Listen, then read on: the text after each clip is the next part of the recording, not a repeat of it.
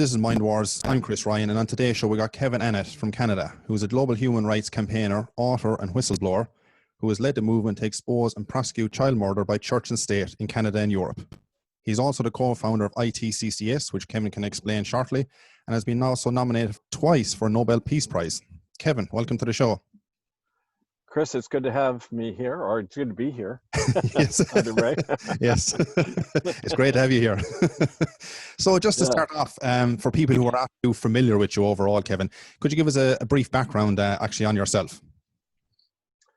Well, I guess the immediate background is I was a clergyman in Canada. In the early 1990s, I got ordained into the United Church. And one of my first postings was right on the West Coast in a place called Port Alberni, which was traditionally the last area where the missionaries invaded. And it was an area of course, mass murder. In about 2 generations, something like 90% of the Indians there were wiped out by deliberately infected smallpox and tuberculosis, which I found out later, working with survivors and accessing documents. But I got there very naive, like a lot of Canadians. They didn't know anything about our own genocidal history. But the very first Aboriginal home I visited when I was taking food out to people was the guy told me about the murder. He saw his best friend murdered in the local boarding school, which was run, the Catholics, the Anglicans, the United Church all ran these things for over 100 years in Canada. And over half the kids never came back. Huge death rate, 60,000 or more children. Just similar to what you get in the Magdalen laundries in the, Bon Secours orphanage in Ireland, the same death rate, huge. And it's the same, really, the same system at work.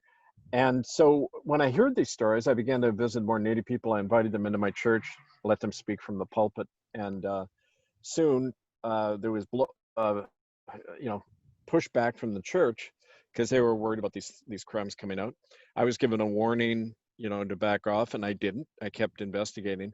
Finally, I got thrown out by the church, defrocked, the only public defrocking of a minister in our church history. So they were very worried about what I was unearthing. They wanted to slam dunk me. They helped arrange my divorce. They went to my wife and made sure she got the kids in divorce court after promising her money if she left me. I mean, the usual kind of stuff you do with whistleblowers. You go up to their income and their family and hope they crack. But I didn't. I kept working more and more with Native people. We eventually, over 15 years, we built a movement that eventually forced Canada to admit some of this stuff in 2008.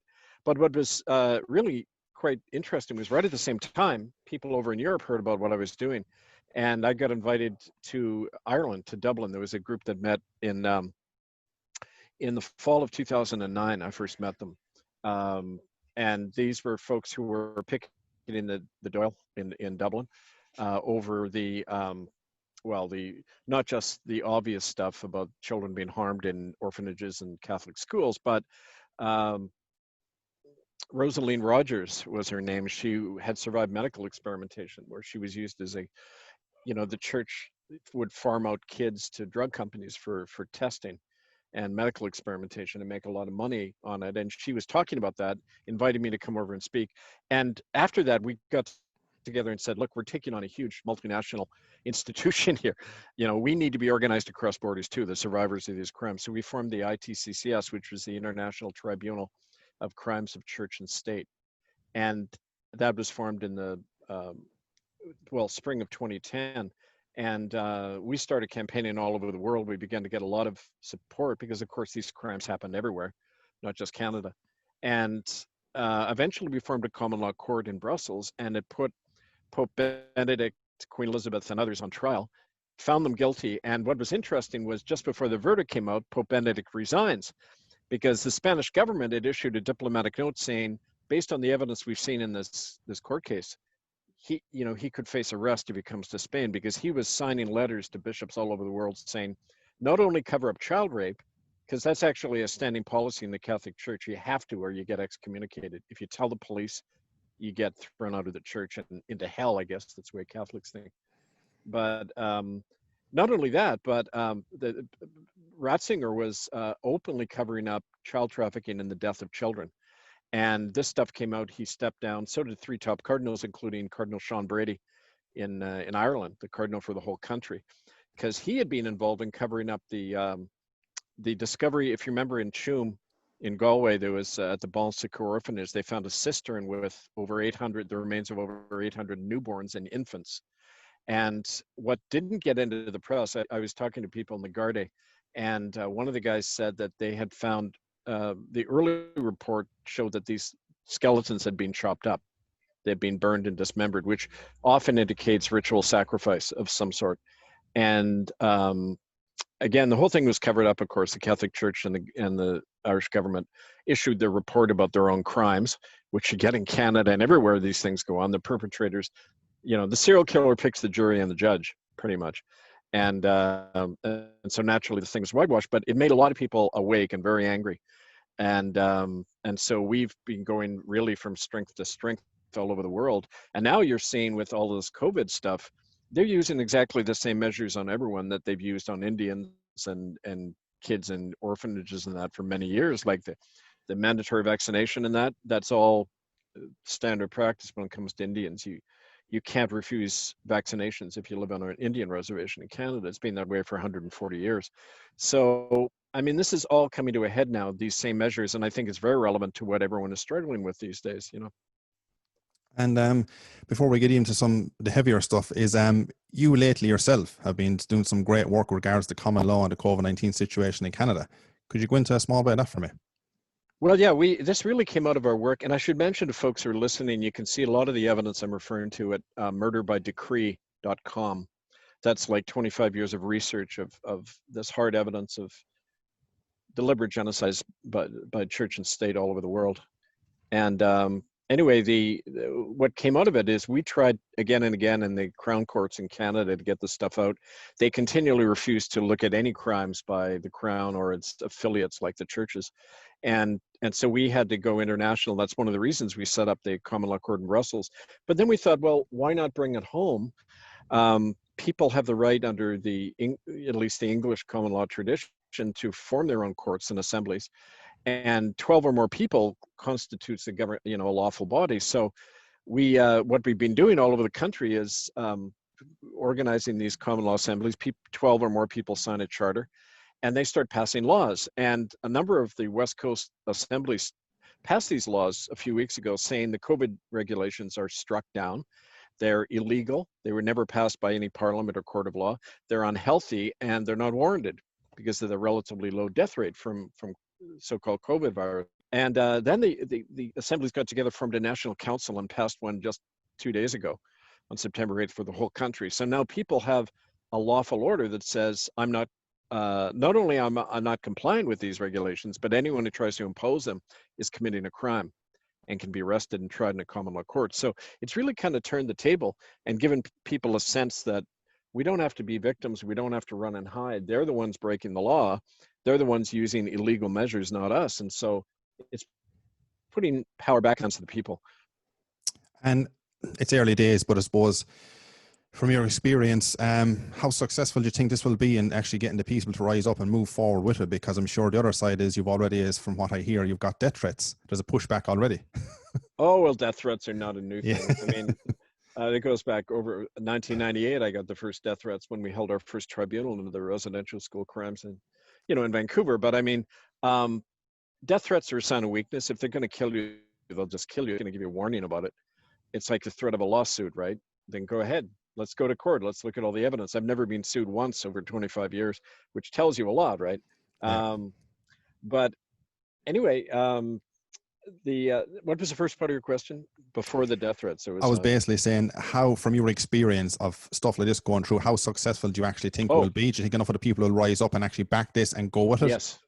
I'll tell you, I'll give you an example of that. Canadians are usually very quiescent and timid people. In the day after we passed that law and put it out, we had 68,000 hits in one day and I was flooded. I probably have so far over 1,000 email responses in less than a week from Canadians. They're all saying the same thing. We're angry. We want to stop this. How do I form a local assembly? How can I take action? And it's phenomenal. I've never had that reaction in Canada for all the work I've done. I've had the reaction in other countries like America. People love it when you take on the government, right? When you take on, they've got that kind of built-in suspicion of authority. But in Canada, it's very much the other way around. It's like, the crown and the government will protect us if we obey the laws, that kind of British thinking, right? Empire thinking. But no, it's really, you see it spreading more and more. People are very, very awake. To them, it's more of a question of, they want to fight it, but they don't know how. And they don't have confidence in themselves to do it. They're always kind of looking, well, has somebody given us permission to do this, or authorized somewhere? And I said, no, it's authorized by people themselves, that because we are sovereign beings who can govern ourselves, right? And how easy is it for other people in other countries to do the very same thing, just what you've done now? I feel a lot of people are just so unaware and know the option might be there. Well, common law, don't forget, common law has universal jurisdiction because it's really the law of nature. It's born in us. It's like what the American founding fathers said when, I think it was John Adams who said America was something new in history because it was the first time men and women governed themselves. They had no sovereign except their own conscience and the law. You didn't need a queen or a king or a pope. You could govern yourself. You are the sovereign. We are the sovereign collectively. And, I mean, that's an idea that I think people naturally glom onto. I had a Zoom call a few days ago with a group in Norway and Russia, and they're translating my book, the Common Law Training Manual book, into their languages. They love it. They just naturally agree with us, even though they don't have a tradition of common law. But again, like I say, it's got universal jurisdiction. It supersedes every other man-made kind of law, like so-called canon law, admiralty law, all of that, right?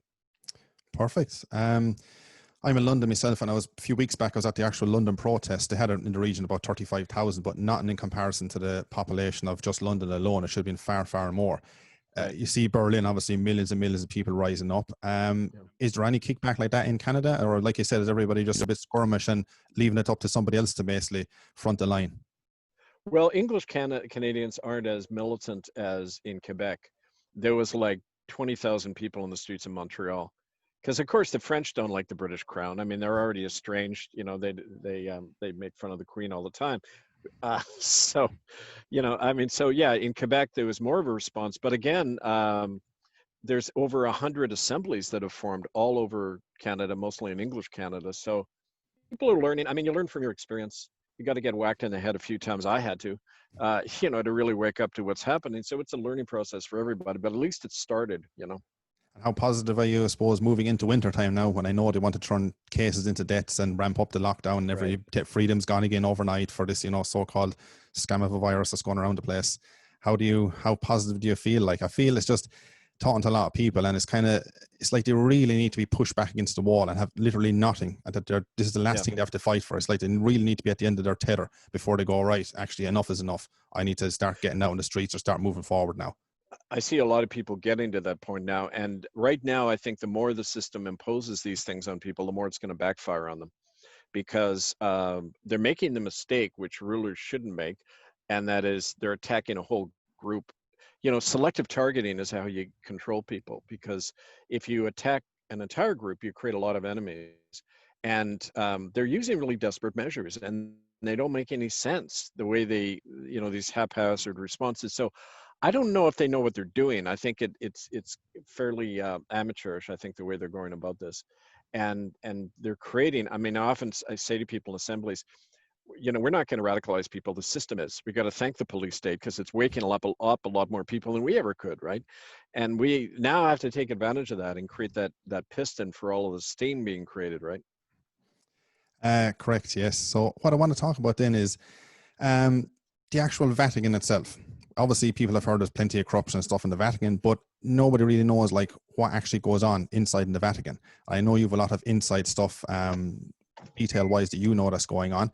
Could you kind of enlighten us basically as to how deep the corruption goes in the Vatican, and what are the tentacles coming off it worldwide? Well, of course, it's the oldest corporation on the planet, and it was created in 317 by Emperor Constantine.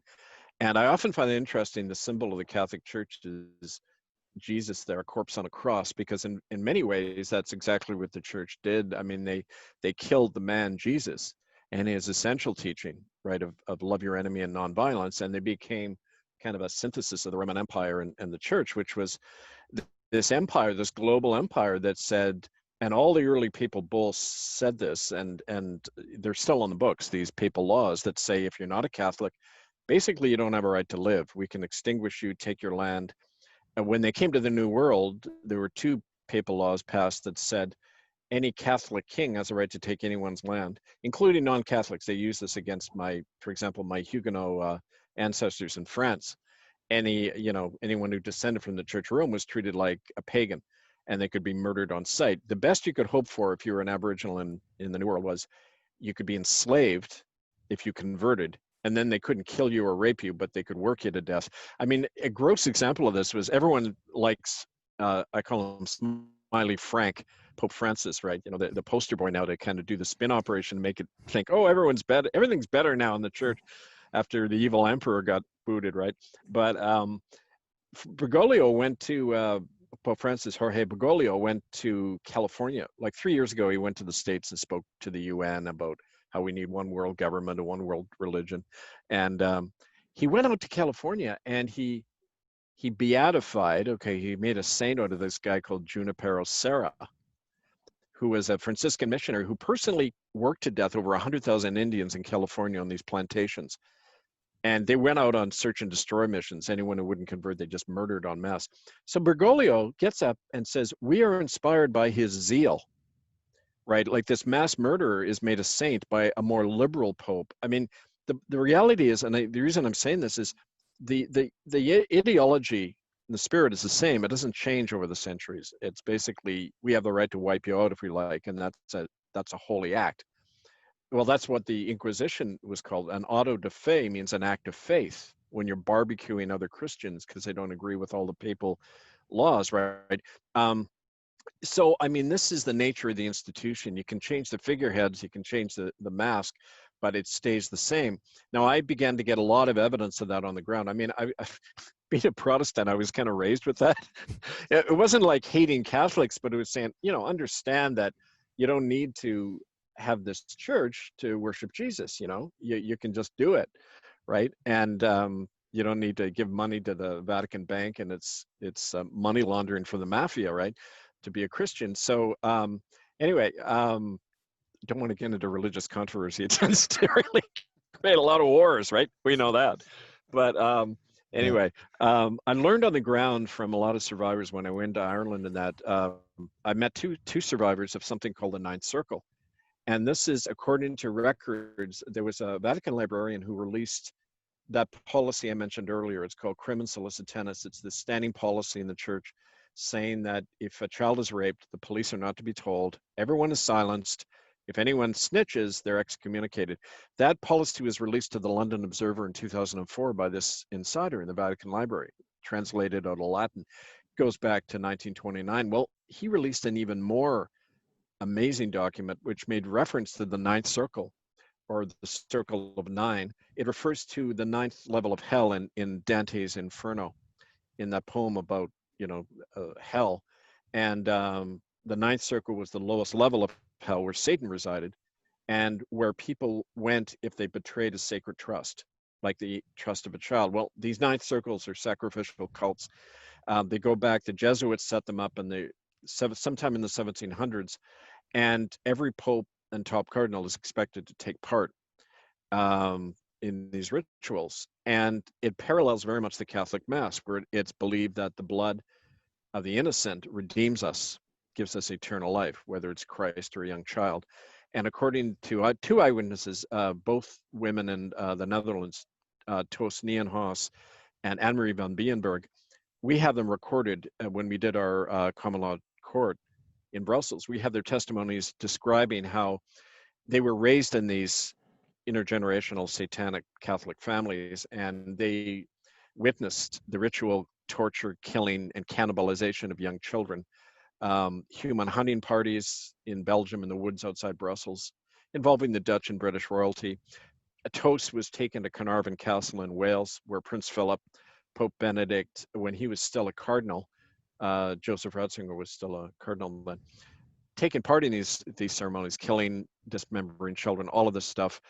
And again, the clerics from Ireland, she saw people who she later identified as Sean Brady and others taking part in these things, right? Which is why they were all named in her indictment in the common law court.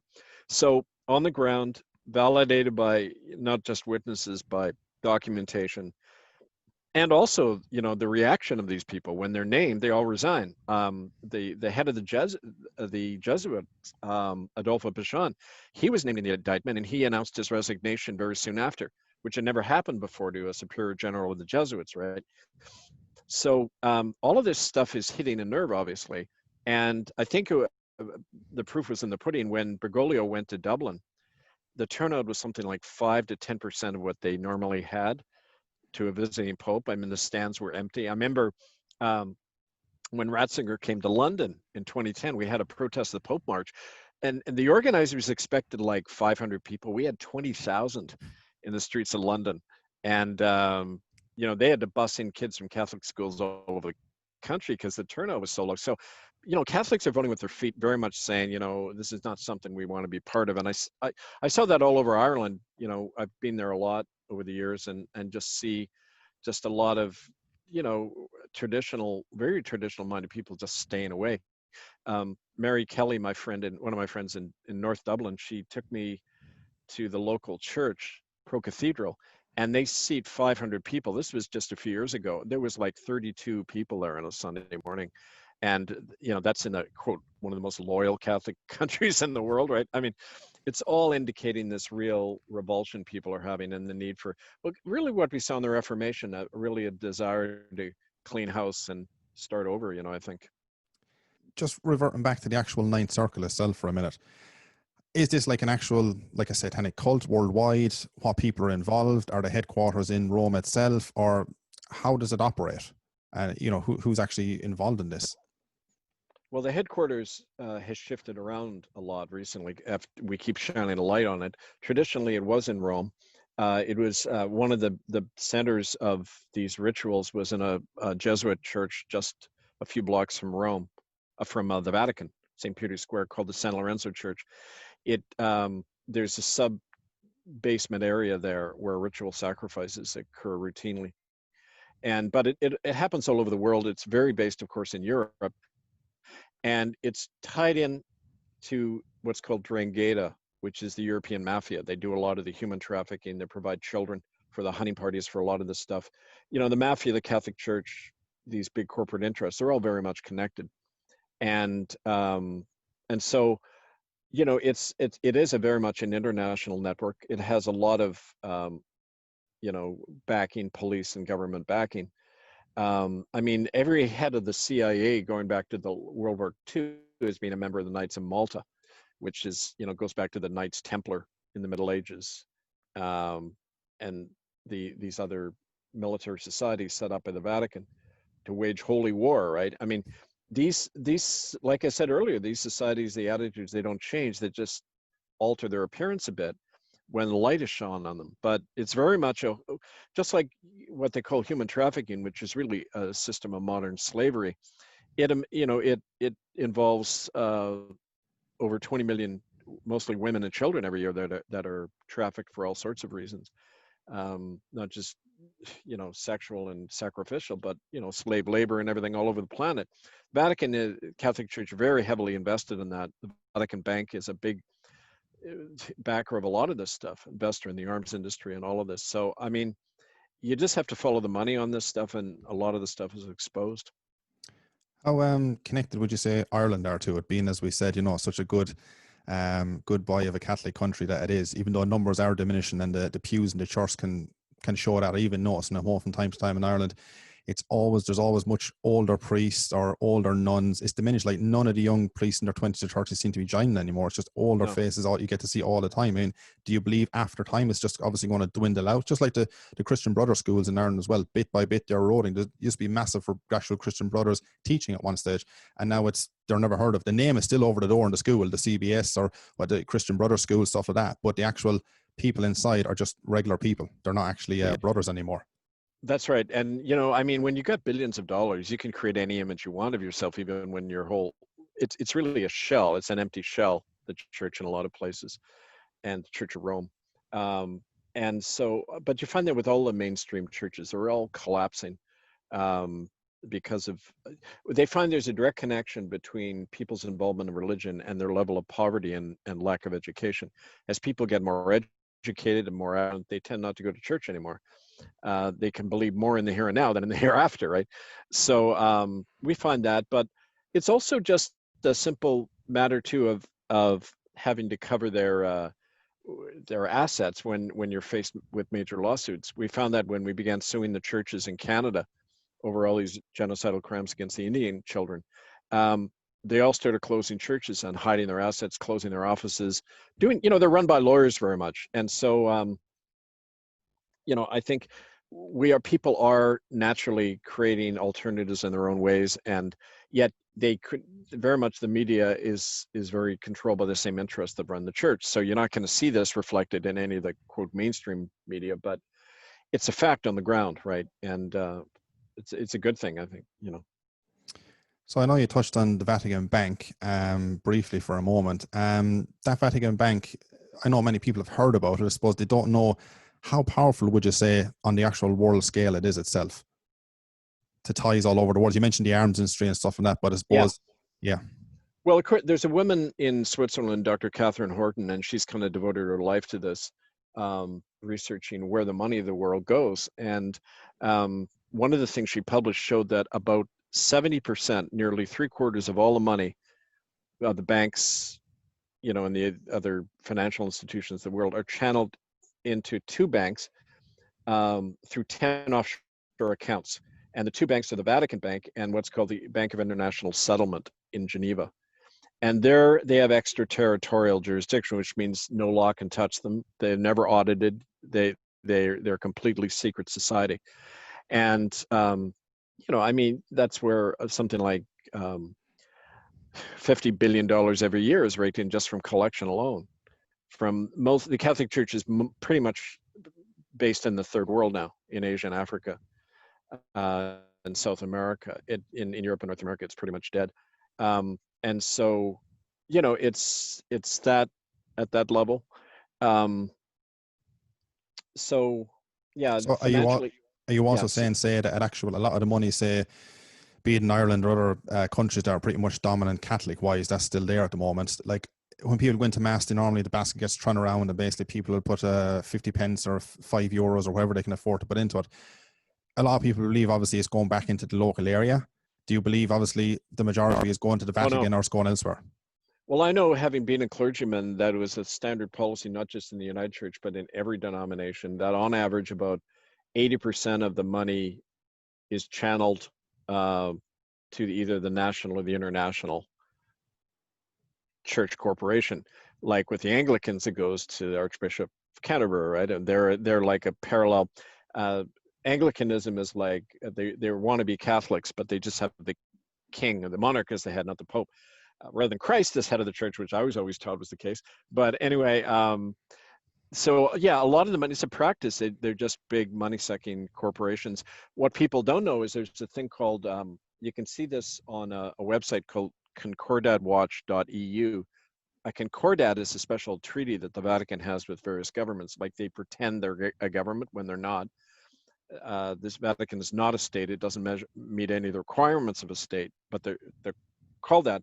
And in this concordat, they have financial concordats with over 100 governments, whereby something like up to 5% of tax money is channeled right into the Vatican Bank without people even knowing it. And I'm sure there's one in Ireland. You could look it up, but check out that site, concordatwatch.eu. They've done a lot of research on this. And that alone and all the benefits, there's only one country in the world where the Catholic Church has ever published their financial records, in the United States, which they have to under federal laws, right? And in 2013, the Catholic Church made $13.4 billion just in the US, and there's only about 15% of Catholics there. So it gives you an idea of the scale of this. Out of that $13.4 billion, less than 1% went to charity. But half of that came from grants from the government. So the Catholic Church actually paid out only about 0.5% of their income for charitable works. So right there, they should have been disqualified from tax exemptions, because that's the basis for not paying taxes, that they're a charitable society. In fact, they're not. They're money laundering. They're the biggest corporation on the planet from a financial point of view. And under the guise of religion. So that's fraud. They should instantly lose their ability to operate and their tax exemptions and everything if this was any kind of lawful society we live in. That's just one example. And I should mention, folks, you can see all my books on Amazon under Kevin Annett.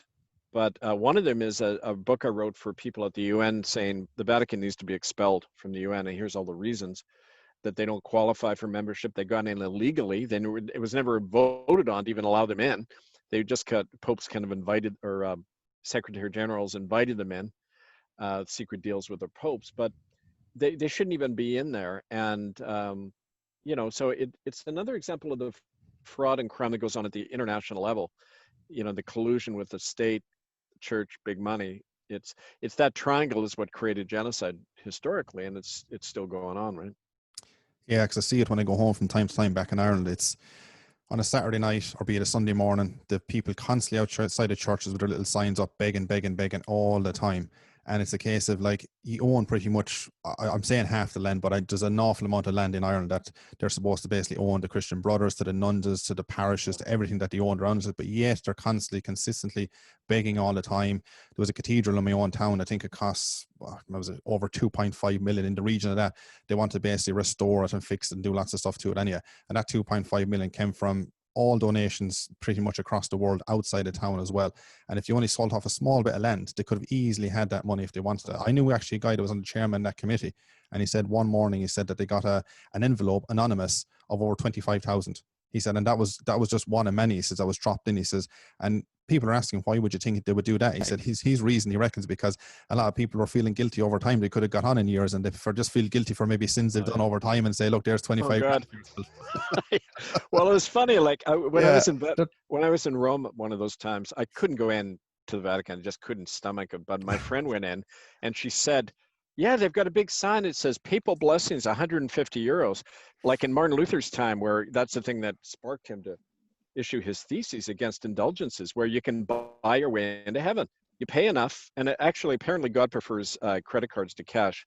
There must be this big bank in the sky somewhere, because it said, so it's for people to actually believe you can pay to improve your spiritual status. I don't know. It's just such an abomination. Like, I don't know, but you got to get brainwashed and traumatized at a young age. And I think, to believe this garbage. And that's why the sexual abuse is so rampant and so institutionalized that that's how you keep the flock in line, right? They're afraid of challenging, Big Brother. And, it works a lot. But now these things happening in the world now, I think, are breaking people from this and making them look at, this whole traumatic system that's been set up to control people, right?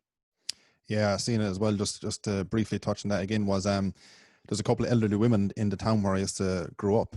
And basically, there's people coming down from Dublin. Dublin was at least an hour and a half, 3/4 away from the hometown was. And they would constantly, every 3 to 4 weeks, they would come in and see were they okay. And I was doing a bit of work in the area as well. And they were looking for the house. Like this, it's a many thing in Ireland that basically got over time to kind of keep in with the elderly, and all of a sudden then the elderly sign over their house because they might have nobody left, or because they're so Catholic brainwashed that it's like, I think this is the best way to go, and this actually will get me into heaven a bit quicker and safer, and I feel better going to sleep at night.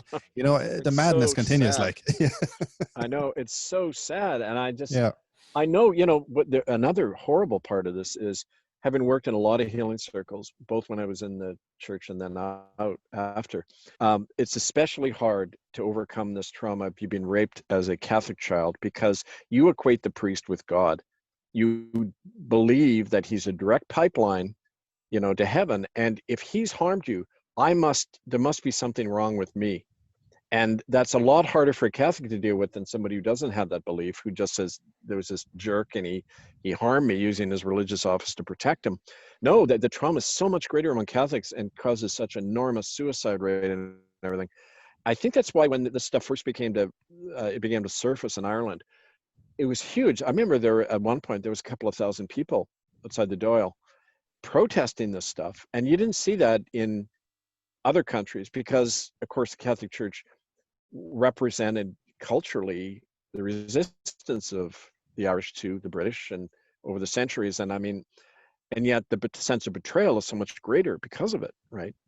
That, there was a group that formed a few in Ireland called Not in Our Name, Catholic priests. It got stomped pretty quick by the Archbishop, but it was local priests who said, we're not going to enforce this policy of crimen solicitatis. If children are harmed, we're going to tell the police. And we can be, Catholics without being tied to Rome. We want our own national church. And, that again, they came down on really, really hard for doing that. But that's what needs to happen. People got to split away from Rome and say, this is nonsense. We can govern ourselves, right? And we touched on a small bit there a few minutes ago on the actual rituals you're saying that goes on in the Vatican, and it's, it's a very common thing that goes on. It's not a once-off situation. Yeah. I suppose people will say, like, well, how credible is that? How do we actually know this kind of goes on? Where I suppose is the big question, where did you get your sources? Have you not witnessed some, but you went through a lot of paperwork over times of Ratzinger and different things that went on a good few years back. I suppose, what's your insight on that for people, the sort of non-believer kind of going, oh, I'm not so sure, how is that credible? Well, it's kind of like, Doubting Thomas says, I have to see this wound in his side and the scars on Jesus' hand to believe, right? I've seen the scars. I've sat with Toast Nienhaus and Marie and others who don't want to go public. When you, as a counselor, and as a minister, you have to detect, your bullshit detector has to be fairly high. You can see in someone's eyes when they've suffered and are being tortured, and it's real. It's validated by documents. There's even references to it. There's acknowledgement to some degree made about this stuff. In the residential school campaign, began to admit that, yes, at one point, one of the church officials said that, yes, it was ritual torture, and that got swabbed out of the media very quick. His comment, there was a woman, Irene Fable, and we have this on our site, murderbydecree.com. She said when she was 9 years old in a Catholic school in Saskatchewan, she saw a priest take a newborn baby and throw it into the fires, and he was wearing his robes and chanting when he did it. It was like a ritual. And she said, I heard the baby cry out and the body go pop in the flames. And that was up on the CBC, Canadian Broadcasting Corporation site for 24 hours, and then it was taken down, and there's never any record of it. So these things sneak out, but again, the system moves in quickly to, relying on people's will to disbelieve, their desire to not want to believe this makes it unbelievable to them. They just can't accept it. But a lot of people can, because it's borne out by their own experience. And, do the body count. The Catholic Church has killed more people in history than any organization. So why would any of this be unbelievable? Just read history, right? Exactly, yeah. And do you believe it's a form of satanic ritual abuse? Because people don't like putting the Satanism part into it, but you believe that stuff kind of goes on in Hollywood and different things like that, but I believe obviously it's very real that actually goes on. But it's just because when I grew up as well, like a Catholic years and years ago, it's nobody will mention the devil, nobody will mention the dark side. It's all, we need to basically talk about the good side. Don't you dare mention that devil or 666 or anything like that. It's like they want to just shun that to one side, and everything is all pretty and rosy in the garden, which we know it's far from that itself.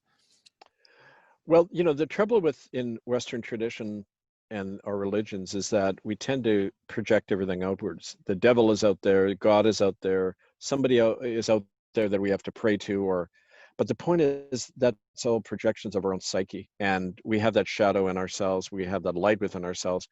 And people often say, do you think Queen Elizabeth is a lizard? And I say, well, you don't have to be a reptile to do horrible things. Human beings are capable. I've worked in prison ministry. I've met serial killers and psychopaths, and they always feel that they're the ones who've been victimized. They have no qualms about what they do. They don't have a moral structure. They don't have a conscience. That part of that humanity has been eradicated or was never even there. So no, I don't believe Satanism is a catch-all word. Satan means adversary, right? And in fact, in the Bible, Satan is the servant of God. Like in the book of Job, he goes out to test Job, to test his faith on behalf of God. So it's kind of like that yin yang. I thank the people who destroyed my life in the church, because they brought me into a greater awareness. So sometimes the dark can help us, right? These rituals and killings, they're definite satanic cults, and they call themselves that. But I find as well that on the other side of the coin is people who are involved in mind control programs that the military and the government use. They're often given post-hypnotic programming to say you're in a satanic cult, to hide the fact that it was military programming and government involvement and church involvement. So You got to be a bit cautious when the word Satanism is thrown around too much, because it's describing something that's really quite common. And child abuse is not a crime, general crime in our society. It's a way people are controlled. And so I think all of that has to be considered when people talk about Satanism, right? What, from your experience, will be like a typical ritual in the actual, say, Vatican itself? Is it generally Well, kids they like to go for in general because they feel more empowered if it's a child, or how do they recruit? I suppose is another way of asking as well. well, I can talk about like a little bit about the Vatican from my knowledge of contact with it and the survivors, but it's a broader question too. Satanic ritual abuse, SRA, Mm. they call it. I don't like the word abuse. Torture is a more honest description, but abuse is too vague. But there's only 2 counselors in Canada who are licensed to do SRA. It's generally discredited among psychoanalysts and counselors. But from their stories as well, the rituals are almost always the same, and it starts at a young age. It's mental programming. For example, one of the guys I had on my show, and you can see all these. I'll give you the link to my Yeah, blog I'll radio put show. all their description in the links below. I will afterwards. Yeah, yeah. Yeah, a guy called Dave Staffen. He was a survivor in Ontario of a satanic ritual family, multi-generational, raised. The women are produce babies that are then ritually sacrificed or raised within the cult. They have police, social workers, midwives who are all part of the cult, and they provide these babies and that. They prefer newborns, blood of the innocent. They think has the most power. Um, but what happened, according to Dave, he was brought in at a young age. He was psychologically tortured, raped, beaten all the time. He was broken down by, for example, another child was brought in front of him and tortured in front of him, and he was constantly told, help him, save this boy, and they were preventing him from saving him. And so he was crushed inside, thinking, I caused this boy's death, when in fact these guys with knives did, right? He was forced to, he had a little puppy raised, and he had to kill the puppy with a knife. Like these same methods were used in residential schools. They're used in in the programming of young soldiers and special forces. And that they did, the SS did the same thing. To be in the SS, he had to raise a dog and then strangle it with piano wire, just crushing any humanity in you. These same methods used in satanic ritual families. As you get older, you were involved in killing. You were expected to kill in these rituals yourself, and that way you're implicated, so you'll never snitch, right? At a higher level, you have to, in order to rise up through the cult, you have to ritually sacrifice your own child, usually your firstborn, and if you don't, you're immediately killed, as an example. So that's there's examples I can use of that, of the way it's happened. Different, even celebrities who are known for having done this, politicians, but that's kind of the way it's psychologically breaking down people and making them so that they can't even imagine being separate from the cult. And so there's different other aspects of that. Prolonged torture, keeping the person alive as long as possible to feed off their fear and terror. And people talked about other aspects of that, but I mean, that's in a nutshell kind of what has been described to me. And I get the sense as well from having worked with with in exorcism ceremonies. I've done 3 of them, and I've witnessed things that really can't be described, but makes you realize that it's a definite reality, whatever you want to call these entities, that they definitely feed off human beings. Yes. Staying with the exorcism part, I believe you done an exorcism yourself. Was over something like 10 years ago or more in Rome. The first time I was invited there by some human rights groups, they, as you know, like Aboriginal people in America are like romanticized over in Europe, right? So we all want to play Indian, especially in Germany. You find that in Italy, right? And so they thought it was cool. I was working with natives, so they invited me over, and I gave some talks, and I brought with me some soil from one of the mass graves at a Catholic school, and I thought, I want to do a ceremony for them in St. Peter's Square, right in the face of the beast, right?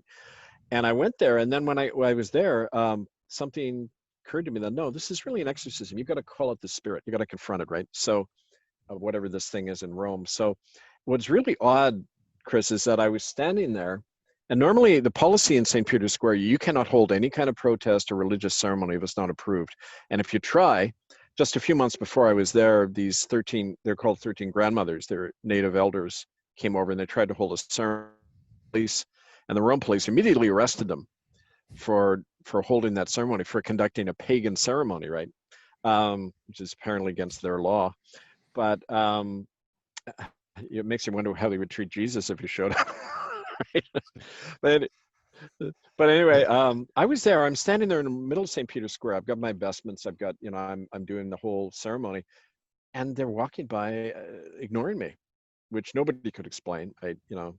One of the guys there said, "I guess you're invisible. Must be your Irish Druid ancestors. Maybe you kind of shapeshifted there for a minute, Kev." But yeah, who knows what happened? You went invisible. Anyway, I did this thing, and I called it in the first stage of an exorcism, you call it the entity, you name it to help take away its power. And the next morning, believe it or not, you can look this up. So this was October 11th, 2009. I did it. October 12th in the morning, the next morning, a tornado hits Rome for the first time in over 40 years. And what was even more significant is 2 days later, the European media started reporting Pope Benedict, or Joseph Ratzinger's direct role in covering up, issuing letters to bishops covering up child trafficking and worse that was going on, the death of children in the Catholic Church. And then, the doo-doo hit the fan at that point, and it all came out. And I remember coming back, and when I told that to the native elders I work with, they said, "Geez, Kevin, that was powerful. I mean, look what was working through you there, right?" It just blew the whole thing open. And I think in the last 11 years, everything that's come out, it's like, I don't know, I don't want to take too much credit for this, but it's definitely after that a lot of this stuff began pouring out. And there's a whole other aspect to this that we don't see, but when you call it to its face, it definitely has a result. And having been I was in an exorcism before that in Port Alberni, working with actually the local Catholic priest.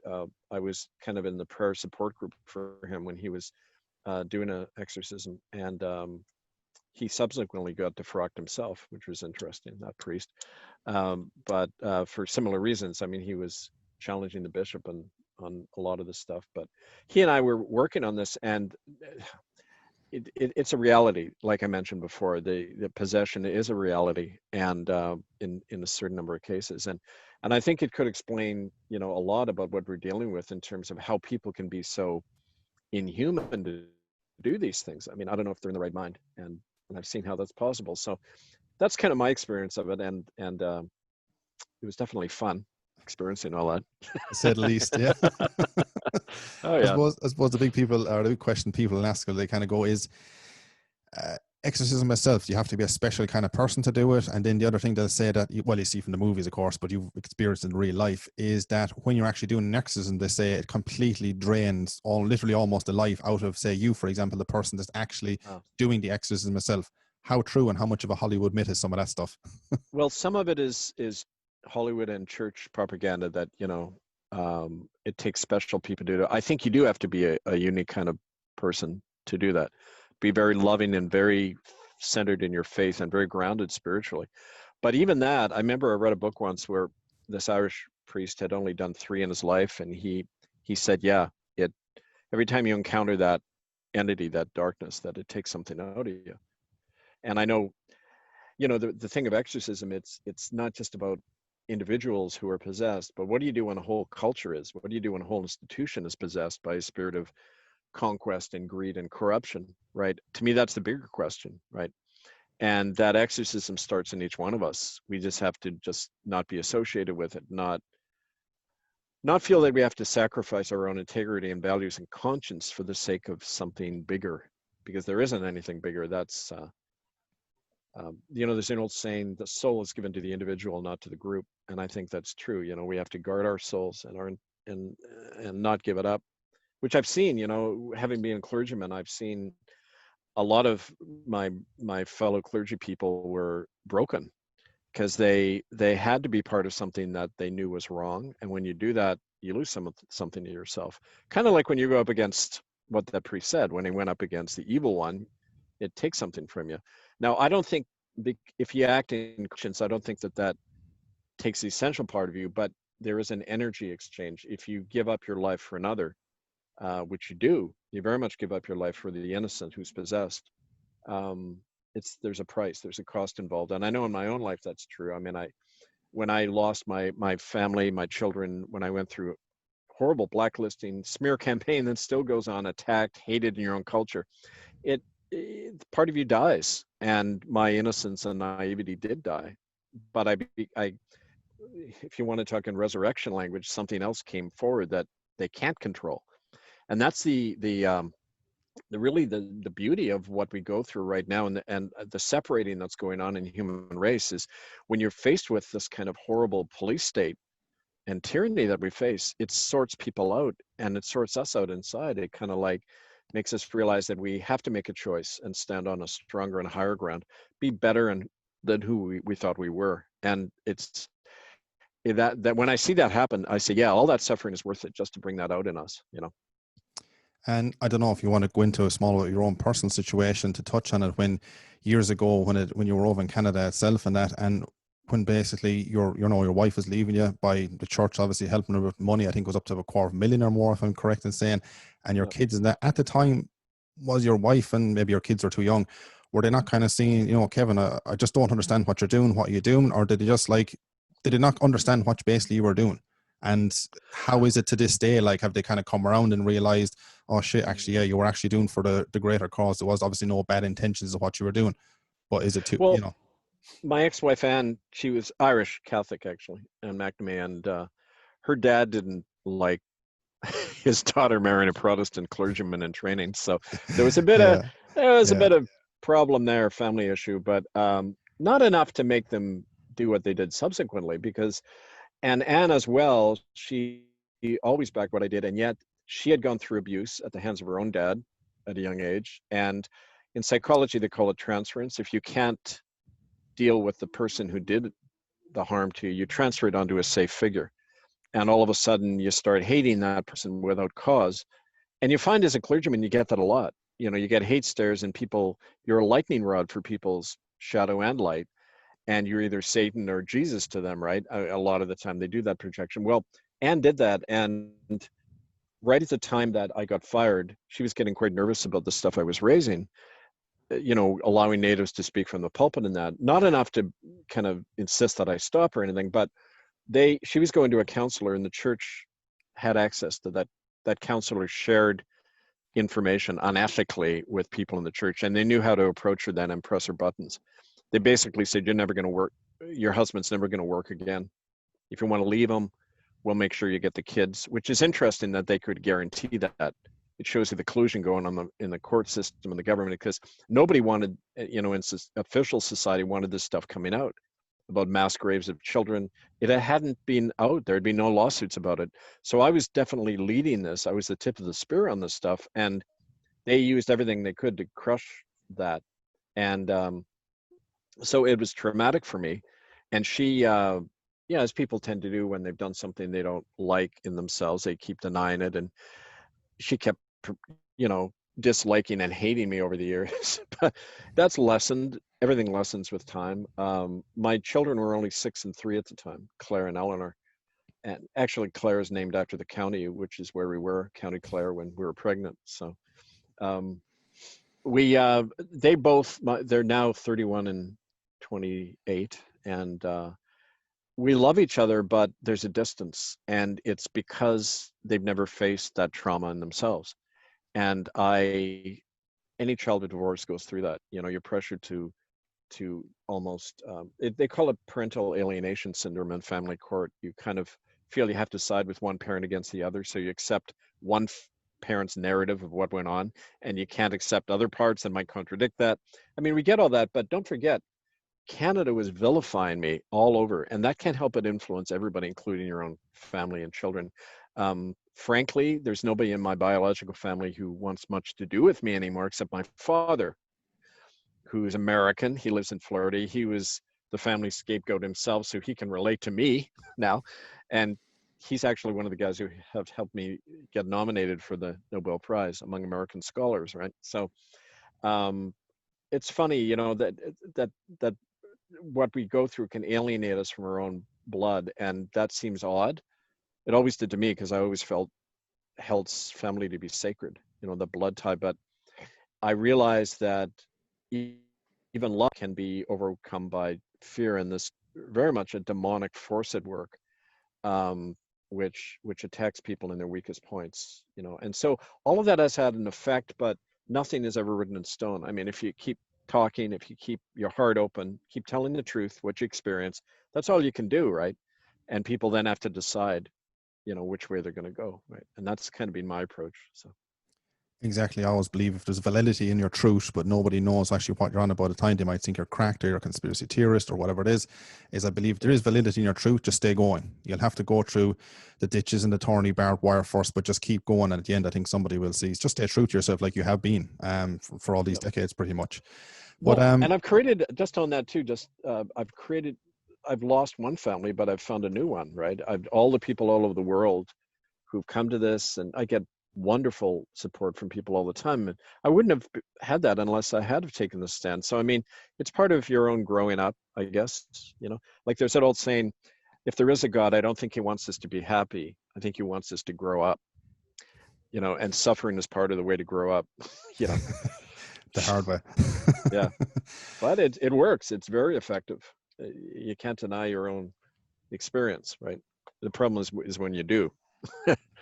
Well, what I want to touch a small bit is the pedophilia rings that is even becoming more and more, I don't know, is mainstream the word to use for it lately, with everything going on. I feel more and more people are talking about it. How connected is the Royal Dutch, the actual royals in England, the Vatican? How much are they actually conspiring together and have possibly been for some time, from the research you've done yourself?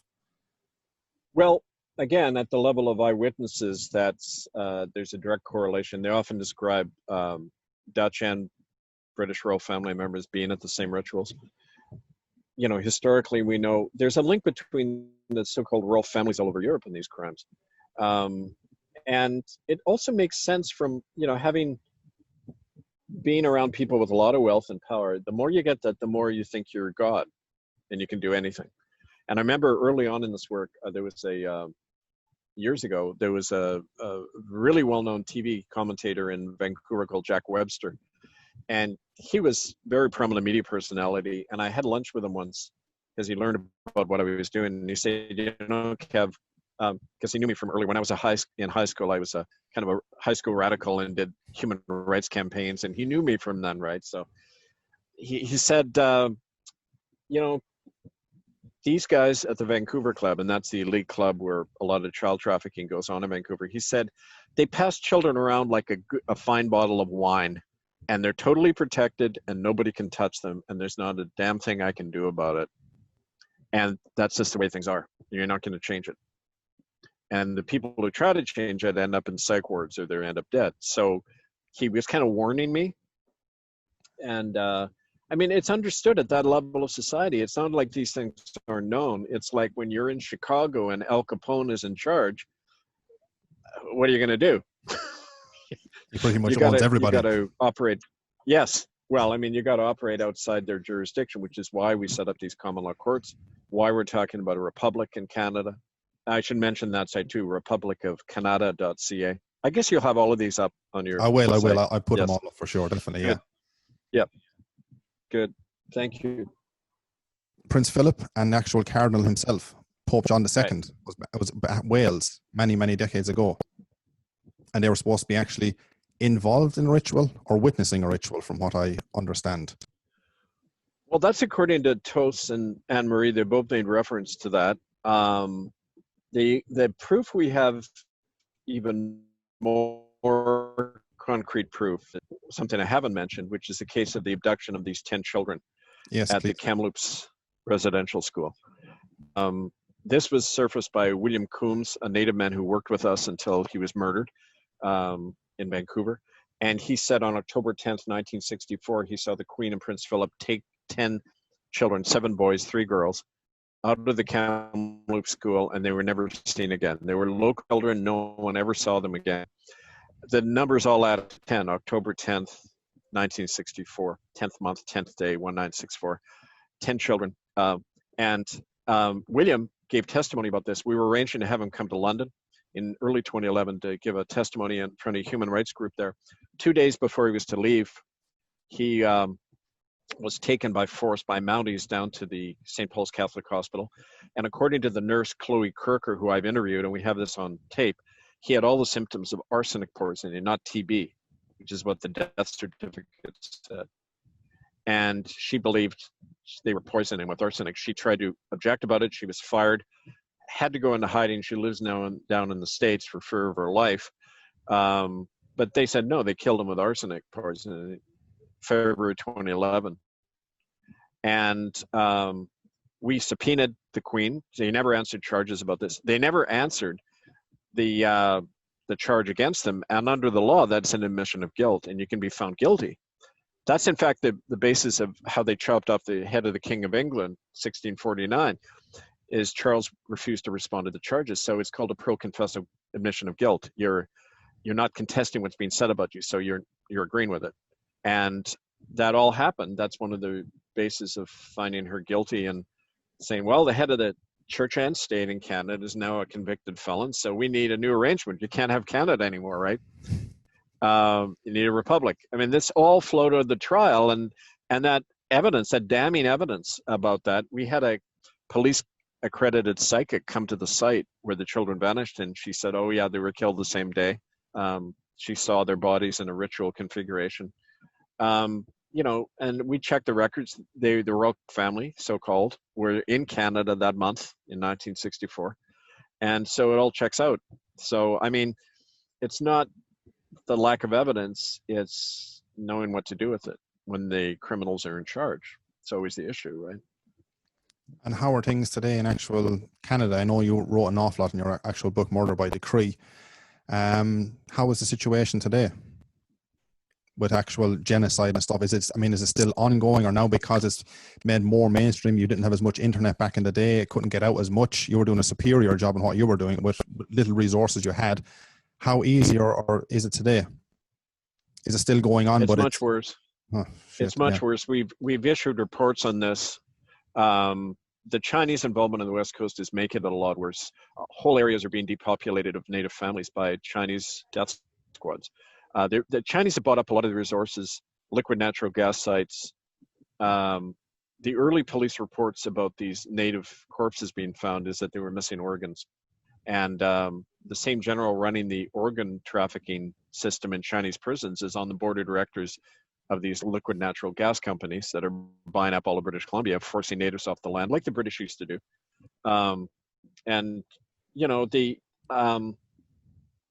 You see it everywhere. There's like an example, when the COVID nonsense started, there's a place called Oppenheimer Park where a lot of the homeless hang out, most of them native.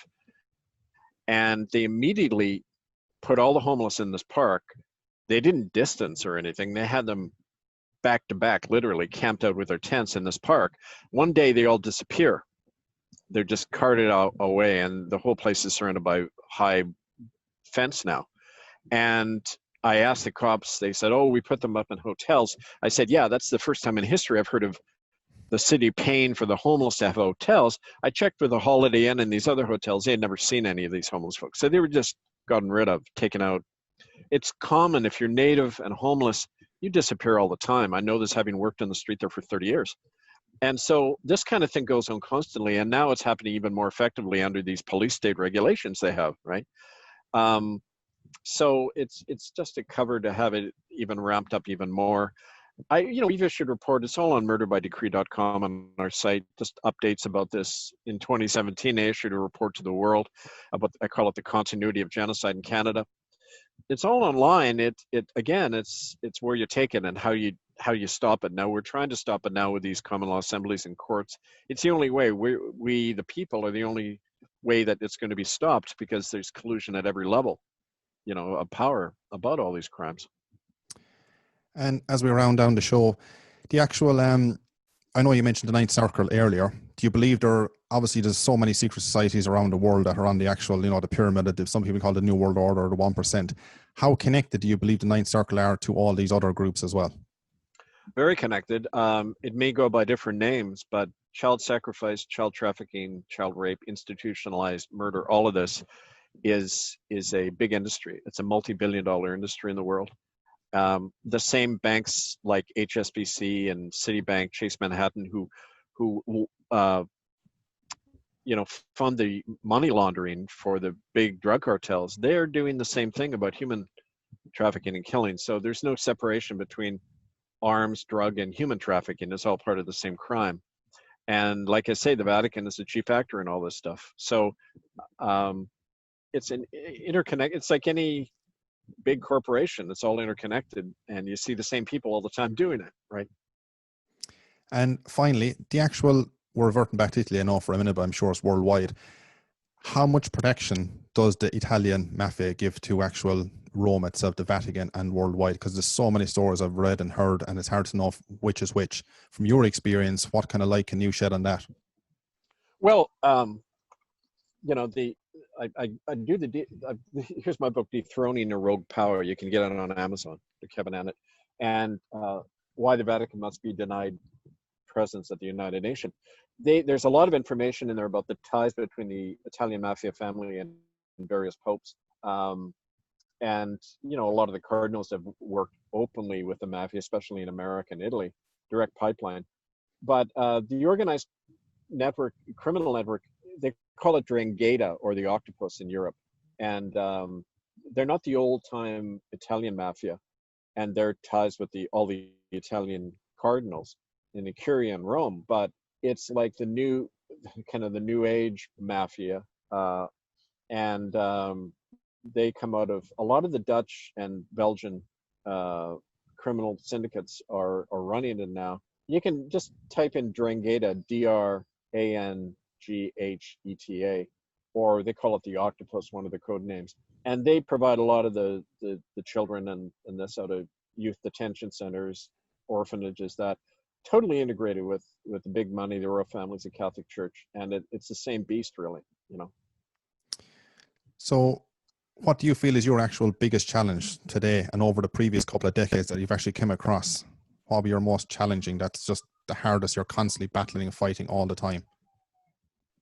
I'd say people's not only belief in the system, but their adherence to it. It's hard for them to break from this very criminal system that's causing all these crimes.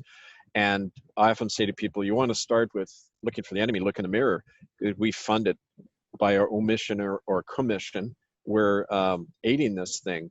And it's hard to take on. I mean, I say, for example, you're angry at Bill Gates and what he's doing? Well, then why are you using the internet? Because he created this stuff. I mean, Google is owned by GlaxoSmithKline, the British big pharma company. So you're not going to get any objective evidence off Google about this stuff. So, I mean, people are so integrated with the system of corruption that they're not sure how to fight it, because we have to fight it in ourselves first, our allegiance to the system. That's been the most difficult. Surviving hasn't been a problem. I often say it's, my greatest accomplishment is having survived 25 years, which I guess is true. But I find that when you stand in your own power and do the right thing, you have an unseen protection around you. And I've definitely relied on that. And a lot of, the simple fact that if you're public and you put something in someone's face, the system has less power than people realize. And they're just individuals hiding behind a big mask. And you can strike those individuals and they tend to run. We proved that in Canada when the churches and government collapsed over the whole residential school thing, because we started occupying their churches on Sunday morning, right? They don't like that. It affects their public image and money, which is the two things corporations worry about. So I go into that in great detail in my whistleblower manual, which people should get as well, Truth Teller Shield, how to operate through this stuff. And so I think that, but it's shifting people's allegiance. When the system breaks down, they lose allegiance to it, and the system's breaking down more. So we need to create something different on the ground, and that's the whole common law republic idea. And it's got personal, spiritual, political aspects to sovereignty, taking back our lives, right? So Kevin, any final thoughts? Just that, and that's a good thing to end on. Yeah. people want to write to me, it's thecommonland@gmail.com, murderbydecree.com, republicofcanada.ca, and that our Sunday blog show, which you'll have on your site. And just wanted to say hi to my relatives in up in Tyrone and County Down. And my great grandfather was an O'Neill. He came over in a coffin ship to Montreal in 1880. The whole family was dead when they got to Montreal. He was an orphan, Daniel O'Neill. So I remember him. And just, say to all my Irish family that, like, you folks, we have a long tradition of being rebels and standing for what's right. Now we got to do it. We got to crank that up, folks. Not let them quarantine our kids, not let them force these mandatory vaccinations on us. Just got to go to the wall on this stuff and fight them at every level. So good luck to all of us. Yeah, exactly. Kevin, I want to thank you so much for coming on today and giving us so much of your time. It just the information you're given and your research over the couple of decades, it's just mind blowing, and the work you're continuously doing, regardless of death threats and splits in families and everything they pretty much threw at you.